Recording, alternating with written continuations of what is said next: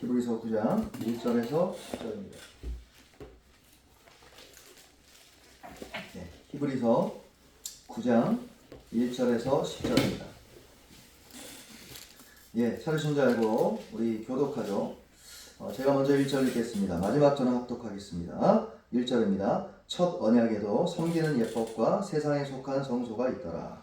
예비한 첫 장막이 있고 그 안에 등잔대와 상과 진설병이 있으니 이는 성소라 일컫고 또 둘째 휘장 뒤에 있는 장막을 지성소라 일컫나니 금형과 사면을 금으로 싼 언약궤가 있고 그 안에 만나를 담은 금 항아리와 아론의 쌍난 지팡이와 언약의 돌판들이 있고 그 위에 속죄소를 덮는 영광의 그룹들이 있으니 이것들에 관하여는 이제 낱낱이 말할 수 없노라. 이 모든 것을 이같이 예비하였으니 제사장들이 항상 첫 장막에 들어가 섬기는 예식을 행하고 오직 둘째 장막은 대제사장이 홀로 1년에 한 번 들어가되 자기와 백성의 허물을 위하여 드리는 피 없이는 아니하나니 성령이 이로써 보이신 것은 첫 장막이 서 있을 동안에는 성소에 들어가는 길이 아직 나타나지 아니한 것이라. 이 장막은 현재까지의 비우니 이에 따라 드리는 예물과 제사는 섬기는 자를 그 양심상 온전하게 할 수 없나니 이런 것은 먹고 마시는 것과 여러 가지 씻는 것과 함께 육체의 예법일 뿐이며 개혁할 때까지 맡겨둔 것이다. 아멘. 네, 오늘 말씀의 제목은 기도의 위치입니다. 기도의 위치, 포지션이 기도에서 기도가 어느 정도 차지하는지를 좀 살펴보고자 합니다. 어제 새벽에는 히브리서 9장과 10장의 맥락을 살펴보면서 옛 언약, 즉 구약 성경, 구약의 희생 의식법으로 표현하는 구약의 희생 제사와 새 언약, 신약이죠. 예수님의 영단번에 딱 한 번에 이 제사 제도를 비교하며 예수님이 실체이고 구약 희생 제사는 사실은 가리키는 그림자일 뿐이다라고 언급드렸습니다. 그래서 실체가 오면 그림자는 이제 가치가 없어지고 무대 뒤로 사라지는 것이 맞습니다.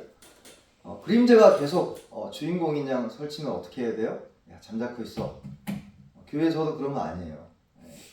사실 이거 훈련하는 거예요. 거의 신앙생활이라는 게 뭐냐면 내가 하고 싶은 말 있고 내가 드러내고 싶은 여러분의 자아를 감추는 게 신앙생활의 훈련이고 그래서 공동체가 있는 겁니다.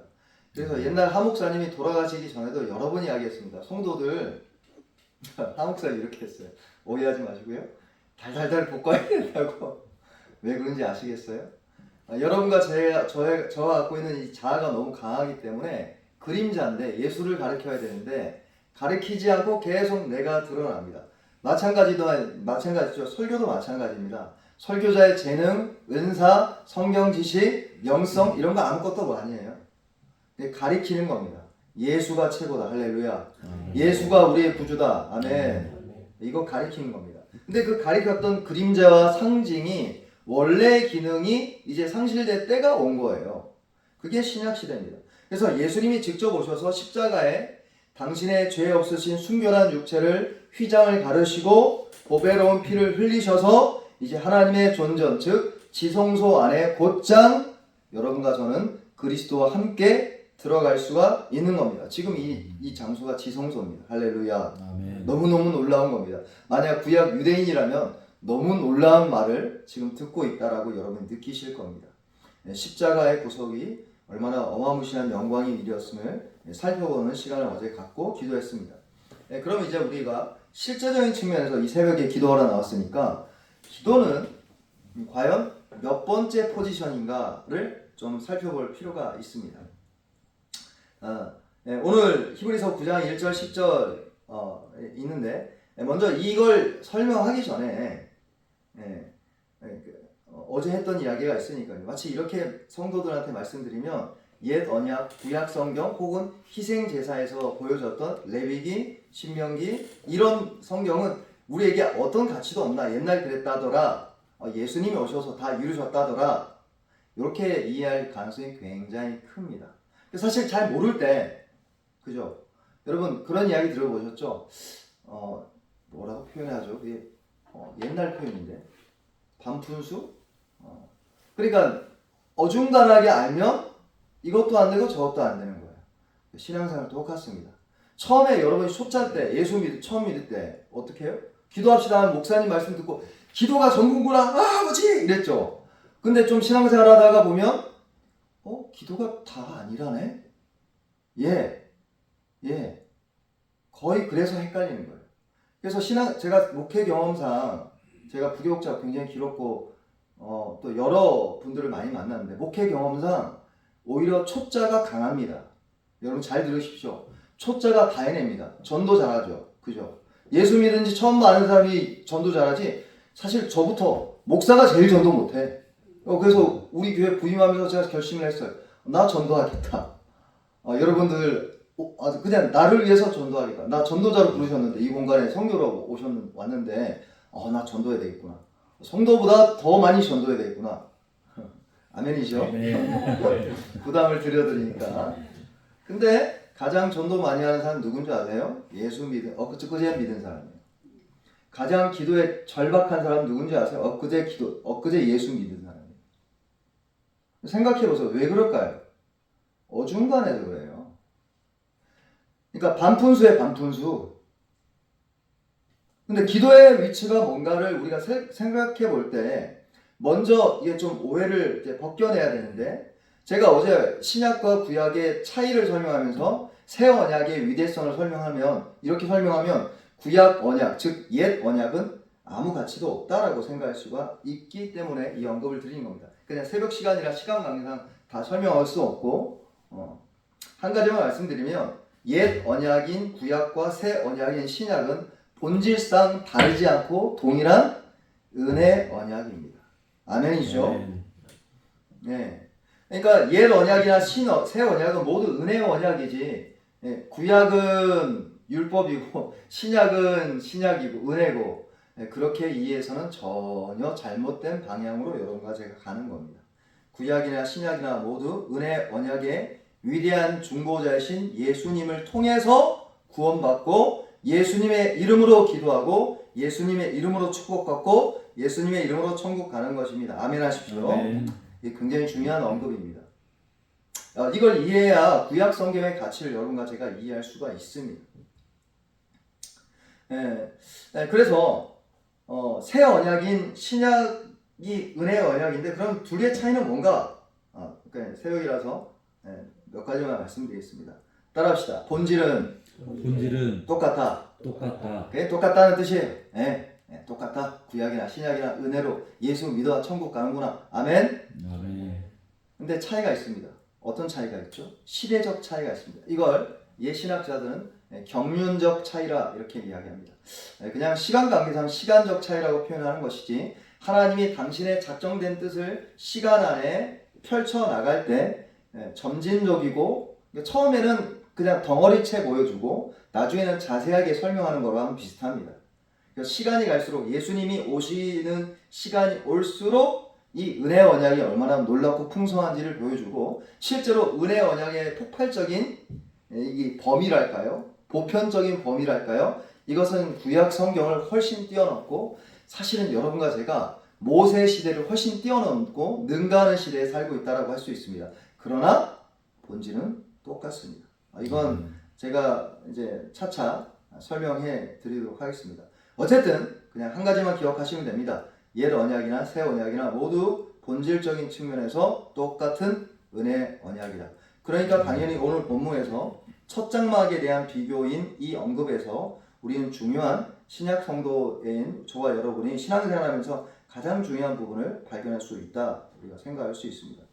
그래서 본론으로 들어가면 이제 설교 시간이 이제 얼마 안 남았는데요.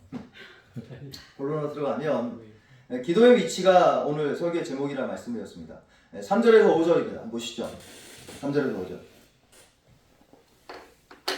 우리 같이 읽겠습니다. 시작. 또 둘째 휘장 뒤에 있는 장막을 지성소라 일컫나니 금향로와 사면을 금으로 싼 언약궤가 있고 그 안에 만나를 담은 금항아리와 아론의 쌍난 지팡이와 언약의 돌판들이 있고 그 위에 속죄소를 덮는 영광의 그릇들이 있으니 이것들에 관하여는 이제 낱낱이 말할 수 없노라. 여기 지성소를 의미한다라고 제가 이 3절에 이야기하고 있죠. 어제 언급드렸던 것처럼 성전은 두 가지 구조로 되어 있습니다. 성소가 있고 그리고 휘장이 가로막고 있고 그 안에 속죄소, 즉 속죄소가 있는 지성소가 있다 말씀드렸습니다. 지성소는 하나님의 영광의 임재를 약속했던 장소니 1년에 1차만 들어갑니다. 7절에 있죠. 대제사장이 홀로 1년에 딱 한 번만 들어갑니다. 그리고 피 없이는 못 들어갑니다. 죽습니다. 대제사장도. 네, 즉 하나님이 거기 계시다가 지성소의 의미입니다. 여기 지성소 안에 있는 물건들을 보시면 언약궤, 십계명입니다. 언약이 두 돌판, 그리고 거기에 만나를 담은 금항아리, 아론의 쌍난 지팡이, 이제 아시는 것처럼, 그리고 언약궤 뚜껑에 해당하는 속죄소, 그리고 그 위를 덮는 영광의 그룹들입니다. 근데 이 요소는 원래 지성소에 있던 겁니다. 근데 놀라운 점은 3절에 지성소 안에 뭔가 하나를 추가시킵니다. 의도적으로 추가시켰다고 생각하시면 됩니다. 뭘 추가했냐면 금향로를 추가했습니다. 네, 여러분이 집에 가셔서 출애굽기 40장 26절을 보시면 금향로는 지성소에 있는 게 아니었어요. 휘장 바로 앞에 있었던 이를테면 성소 안에 있었던 이제 겁니다. 그럼에도 불구하고 왜 금향로를 지성소에 위치시킬까? 왜냐하면 금향로에서 피우는 향기가 지성소와 관련된 업무와 연관되어 있기 때문에 이렇게 표현하는 겁니다. 물론 더 깊은 의미가 담겨 있죠. 그걸 이야기하고자 합니다. 지성소와 지성소 안에 있는 언약궤 위에 있는 하나님의 영광의 임재와 밀접하게 연관이 있었는데 대제사장이 지성소로 들어갈 때 반드시 먼저 뭘 했냐면 휘장을 벗기 전에 금향로에서 향을 사릅니다. 이렇게 향을 사르죠. 그리고 그 올라오는 향연, 이 연기 구름이 지성소에 있는 언약궤, 증거궤 위 속죄소를 반드시 가려야만 했습니다. 그래서 레위기 16장 12절 13절을 보시면 바로 이 방식을 통해서 제사장은 여호와의 소멸하시는 불을 피할 수 있었고 하나님의 거룩하심에서 자신을 보호할 수가 있었던 겁니다. 이 금향로에 대한 언급이 신약에 다시 등장하는 부분이 있습니다. 이건 좀 찾아볼 필요가 있는데요. 요한계시록 8장 보시죠. 요한계시록 8장 3절과 4절입니다. 요한계시록 8장 3절과 4절입니다.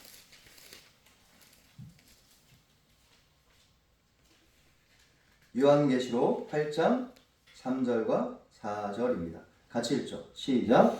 또 다른 천사가 와서 제단 곁에 서서 금향로를 가지고 많은 양을 받았으니 이는 모든 성도의 기도와 합하여 보좌 금제단에 드리고자 함이라. 향연이 성도의 기도와 함께 천사의 손으로부터 하나님 앞으로 올라가는지라. 여기 성도의 기도와 금향로가 함께 보듬어져서 금향로가 먼저인지 성도의 기도가 먼저인지 모를 정도로 같이 취급되고 있고 같은 방식으로 향연이 성도의 기도와 함께 천사의 손으로부터 하나님 앞으로 올라간다.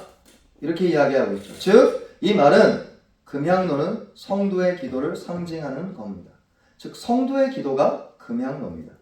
요한계시록의 맥락에서 이 말씀은 더 중요한데요. 여러분이 5절 6절 뒤에 보시면 아는데 예수님께서 마지막 이 심판에 대한 맥락에서 이 말씀을 하시는데 심판에 대한 마지막 최종 심판이 어떤 것을 통해서 이루어지냐면 여기에 있는 금향로에서 올라가는 성도의 기도에 대한 응답으로 하나님의 최종 심판이 이루어짐을 우리가 살펴볼 수 있기 때문에 그렇습니다. 그래서 천사가 이제 금향로를 이제 쏟으니 그때부터 최종 심판이 완전히 완성되는 언급을 하고 있습니다. 제가 설교 제목이 뭐라고 했습니까? 기도의 위치입니다. 성도의 기도라고 설명하는 이 금향로의 위치는 지성소에 있는 겁니다. 보통들 저는 이제 개혁교회에 있고 제 신앙은 개혁주의입니다. 여러분이 살펴보시면 알겠지만 아마도 김성신 목사님도 훨씬 더 교리를 강조하고 옛 개혁주의 신학들 그리고 신앙 고백들을 설명할 겁니다. 근데 하나님의 주권과 예정을 여러분과 저가 믿고 신뢰하고 하나님의 주권적인 뜻이 이루어진다고 이야기하지만 실제로 여러분의 삶은 영원전에 있지 않고 시간 안에 있는 겁니다. 그러니까 시간 안에서 하나님의 작정된 뜻이 이루어질 때 뭘 이해하셔야 되냐면 하나님은 목적만 선택하는 게 아니라 당신의 목적을 이루어가는 과정인 수단도 선택하는 겁니다. 아멘. 그 수단이 뭔지 아십니까? 기도입니다. 그래서 기도 없이는 교회는 부흥 없어요. 없어요. 없어요. 근데 기도가 참 재밌어요. 재밌어요. 제가 어제 이제 빨리 끝내야 되겠네요. 적용하고 제가 어제 이제 여러분 다 가고 저는 혼자 이제 재미나게 기도하고 있었어요. 기도하고 있는데 제가 이제 뭐 비전 우리 이승준 집사님 잠깐 뵀을 때 잠깐 이야기했지만 저는 이제 1년 내에 30명의 기도 용사 제 비전입니다. 물론 우리 성도들이 30명이죠. 예, 다 기도 용사 되길 주에 축복합니다. 아멘. 제가 그래서 기도하면서 이렇게 막 저는 이제 기도할 때 사실 이제 뭐 여러분들 기도할 때 막 너무 신경 쓰지 마시고 앉는 자리에서 기도해도 되고 서서 기도해도 손 들고 기도해도 되고 그러시는데 저는 이제 아무도 안 계시니까 이렇게 성전 돌면서 이렇게 방언하면서 이렇게 기도했는데 숫자를 세어봤어요. 할렐루야. 30자석이네. 아멘.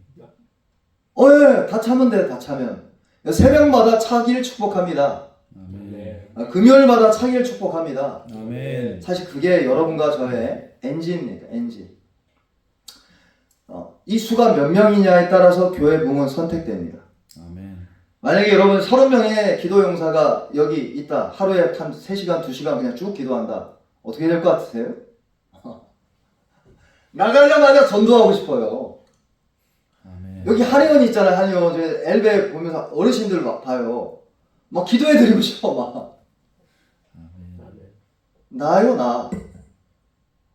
예수의 이름으로 병자에게 손을 얹는 날이라. 할렐루야. 저 그대로 믿어요. 그대로 믿습니다. 내가 하는 게 아니고 하나님이 하니까. 여러분 기도의 위치는 적어도 어느 위치냐면 지성소 안에 있는 겁니다. 아멘. 아멘. 여러분과 저의 기도의 위치는 어디에 있습니까? 하나님의 영광의 임재 바로 앞에 있고 여러분의 기도를 통해 하나님의 영광의 임재에 들어가는 그 모든 길이 시작되는 겁니다. 그래서 신앙생활에서 기도는요 가장 첫 번째입니다. 아멘. 아멘. 그러니까 첫 번째 선두주자요. 그러니까 여러분이 안 가르쳐줘도 처음부터 하는 게 뭐냐면 기도입니다. 기도. 기도입니다. 기도. 하나님의 영광의 임재로 가득한 예배의 영광이 다시 재현되기 위해서는 바로 기도가 이 공간과 시간 안에서 뿌려져야 되는 겁니다. 할렐루야. 아멘. 우리 성경 말씀의 방식은 믿읍시다. 기도가 전부입니다. 기도가 전부입니다. 기도로 교회는 부흥하고 기도로 예배는 하나님의 영광의 무게 가운데 압도되고 하나님의 영광이 드러나는 줄 믿습니다. 아멘. 여러분 이게 바로 부흥의 방식이었고 수단이었습니다. 기도가 모든 것을 이끕니다. 기도가 여러분의 거룩을 이끕니다. 여러분 좋은 남편 되려면 어떻게 해야 돼요? 네, 여러분 기도하시면 됩니다. 할렐루야. 아멘. 이렇게 나가서 화를 많이 내니까 기도하십시오. 할렐루야. 기도하면 화 안 나요. 기도하는데 화 난다. 금식하면 돼. 금식하면 돼. 하루고 이틀이고 3일 한번 해보세요. 어떻게 되나? 여러분 어떻게 되는 줄 아세요? 뭐 화가 안 나요. 배가 고파가지고 주여 뒤에서 운전하는 빵빵하고 막 난리가 욕을 해도 괜찮아. 할렐루야 가세요. 왜 그렇죠? 기도하면 돼요. 기도하면. 기도가 저와 여러분의 삶을 이끕니다. 아멘. 기도가 여러분의 직장을 이끕니다. 아멘. 기도가 여러분의 예배를 결정합니다. 아멘. 기도가 당연히 설교를 결정하고 기도가 여러분의 영성을 결정하고 기도가 여러분을 결정하는 겁니다. 아멘. 기도 안 하는 사람은 무게가 없어요. 이 말은 제 말 했던 게 아니에요. 웨슬레가 했던 이야기입니다. 웨슬레가 기도 4시간 안 하는 사람은 상종도 안 한댔어요. 웨슬레가 했다는 거예요. 웨슬레가. 적어도 제 목회 경험상 목사에게 이건 사실입니다. 목사가 4시간 기도 안 한다? 3시간, 4시간 타락한 겁니다. 목회 제도 안 돼요. 뭘 목회하고 선교하겠어요? 안 돼요, 안 돼. 근데 기도 안 하잖아요? 기도 시간 못 채우잖아요? 어떻게 되는 줄 아세요? 옛날로 돌아가는 거예요, 그냥. 기도 안 할 때 내 모습. 다시 이야기 드려서, 기도는 첫 번째입니다. 아멘. 여러분, 개혁교회에서 가장 사랑하는 구절 뭔지 아세요? 목사님들 제일 좋아하는 거? 막 성경에서 막 설교 연구하시고 막 이렇게 막 책파 어느 권사님 이야기한 것처럼 그분들이 제일 좋아하는 구절이 뭔지 아세요? 말씀과 기도의 전말이야. 여러분 성경 그대로 원어 그대로는 뭐 먼저 시작되는지 아세요? 기도와 말씀에 전무하리라예요. 여러분과 저는 축자 영감을 믿어요. 글자 하나하나 따라가면서 영감됩니다. 특별히 성경 한 구절 의미, 첫 번째 나오는 구절도 의미 깊은 성경 구절이 바로 그겁니다. 사도행전 6장 4절이죠. 그죠? 기도의 말씀에 전무하리라. 그러니까 설교는 기도에 의해서 따라가는 거지, 그냥 연구하고 전하는 게 아니에요. 여러분, 연구하고 전하면 뭔지 아세요? 여러분의 영은 안 일어납니다. 연구가 부족하더라도 기도하고 하나님의 영광을 구할 때 어떻게 되는 줄 아세요? 여러분의 영은 울립니다. 아멘. 매튜 헨리가 이야기했단 말이에요. 휘필드가 했던 방식입니다. 휘필드가 언제 성경 연구할 시간이 있어요? 부흥사인데 말 타고 다녀야지. 미국 6번 갔다 온대, 옛날에 18세기에. 매튜 헨리가 뭐 한 줄 아세요? 매튜 헨리 주석을 4번 읽고 설교 준비할 시간이 없으니까 그 매튜 헨리 주석이자 설교한 거예요. 근데 휘필드의 입에 타니까 어떻게 되는 줄 아십니까? 수만 명을 구원합니다. 한 가지만 하고 이제 설교 너무 길었네요. 죄송합니다. 여러분, 조용기 목사님 별로 안 좋아하시는 분 있고, 저는 이제 좋아하는 면도 있고 배울 점이 있다고 생각합니다. 조 목사님이 옛날에 최자실 목사님, 자기 이제 어머니죠, 아시네요. 최자실 옛날에 집사님이죠. 옛날 신학교 다닐 때 본인들이 같이 옛날에는 목사님들 참 달랐어. 옛날에 신학교 가면 전도하러 다니는데, 저도 그렇게 해야 되는 믿습니다. 전도하러 갔는데 본인이 생각할 땐 최자실 목사님 자기 인물도 낮고 말도 잘하는 것 같은데 내 말은 한 명도 안 듣네. 근데 최자실 목사님이 전도하니까 다 예수 믿겠다 하네. 그래서 최자실 목사님한테 이렇게 물어, 당신이 말하면 왜 이렇게 사람들이 몰려오? 그랬더니 최자실 목사님 이렇게 축 쳐다보면서 뭔지 아세요? 당신은 얼마나 기도하냐고. 오늘 또 30분 기도한다고. 참 부끄럽네요. 이제 조용기 목사님 기도의 사람으로 바뀌기 전이었어요. 나 30분 기도하는데? 그랬더니 그러니 그렇지.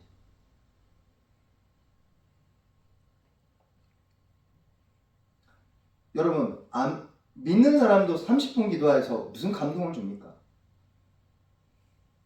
아무것도 안 돼요. 못해요. 여러분, 중직자는요, 적어도 2시간은 기도해야 됩니다.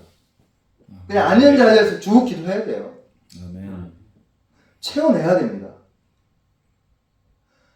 특별히 이 넘치는 은혜에게 넘치는 기도로 풍성하게 저를 축복합니다. 아멘. 기도하면 됩니다. 따라합시다. 기도하면 됩니다. 기도하면 됩니다. 따라합시다. 기도하면 부흥이 임합니다. 여러분, 부흥은 하나님의 주권에 속해 있습니다. 근데 하나님의 주권을 이야기하면 이 이야기만 한다고 됩니까? 그거 뭐 해야 됩니까? 하나님의 주권을 구해야죠. 목적만 선택한 게 아니라고 드렸죠. 목적을 이루는 수단도 선택했어요. 그러니 선택을 붙잡지 않으면, 여러분이 수단을 붙잡지 않으면 목적은 안 오는 겁니다. 아멘? 그래서 교단을 탈피해서 기도하는 교회가 성장하는 겁니다. 기도하는 교회가 부흥하는 거예요. 기도하는 사람이 능력이 부어지는 겁니다. 하나님은 그렇게 역사하십니다. 우리 기도합시다. 아멘. 부르짖고 기도합시다. 기도할 내용이 얼마나 많습니까? 자녀를 위해서, 우리 직장을 위해서, 우리 교회를 위해서, 담임 목사를 위해서, 사모를 위해서, 중직자들 위해서. 할렐루야. 아멘. 주기도문으로 예배를 마치고 우리 주여 세 번 부르짖고 같이 기도하겠습니다. 우리 주기도문으로 예배를 마치겠습니다. 하늘에 계신 우리 아버지여, 이름이 거룩히 여김을 받으시오며 나라가 임하시오며 뜻이 하늘에서 이루어진 것 같이 땅에서도 이루어지이다. 오늘 우리에게 일용할 양식을 주시옵고 우리가 우리에게 죄 지은 자를 사하여 준 것 같이 우리 죄를 사하여 주시옵고 우리를 시험에 들게 하지 마시옵고 다만 악에서 구하시옵소서. 나라와 권세와 영광이 아버지께 영원히 있사옵나이다. 아멘.